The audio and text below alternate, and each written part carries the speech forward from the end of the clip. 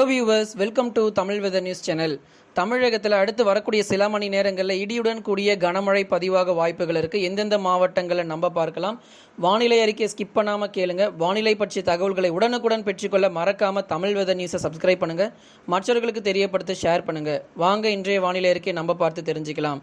அடுத்து வரக்கூடிய சில மணி நேரங்களில் கிருஷ்ணகிரி, சேலம், கள்ளக்குறிச்சி, பெரம்பலூர், கடலூர், புதுச்சேரி ஆகிய மாவட்டங்களிலும் கூட கனமழையானது பதிவாக வாய்ப்புகள் இருக்குது. அதைத் தொடர்ந்து விழுப்புரம் மாவட்டங்களிலும் ஒரு சில இடங்களில் இடியுடன் கூடிய கனமழையும் பதிவாகும். இந்த மாவட்டங்களை தொடர்ந்து டெல்டா மாவட்டங்களிலும் அடுத்து வரக்கூடிய சில மணி நேரங்களில் கனமழையும் பதிவாக வாய்ப்புகள் இருக்குது. இன்று மாலை இரவு பொறுத்தவரை வட தமிழக கடலோர மாவட்டங்கள், வட தமிழக உள் மாவட்டம் மற்றும் டெல்டா மாவட்டங்களில் பெரும்பாலான இடங்களில் மழையானது பதிவாக வாய்ப்புகளுமே இருக்கிறது. தென் தமிழகத்தில் ஒரு சில இடங்களில் இடியுடன் கூடிய கனமழையும் பதிவாகும். ஓகே ஃப்ரெண்ட்ஸ், இன்றைக்கு வானிலை அறிக்கை நீங்கள் கேட்டீங்க. வானிலை பற்றி தகவல்களை உடனுக்குடன் பெற்றுக்கொள்ள மறக்காமல் நம்ம சேனல் சப்ஸ்கிரைப் பண்ணுங்கள். மற்றவர்களுக்கு தெரியப்படுத்தி ஷேர் பண்ணுங்கள். ஓகே ஃப்ரெண்ட்ஸ், பாய், தேங்க்யூ.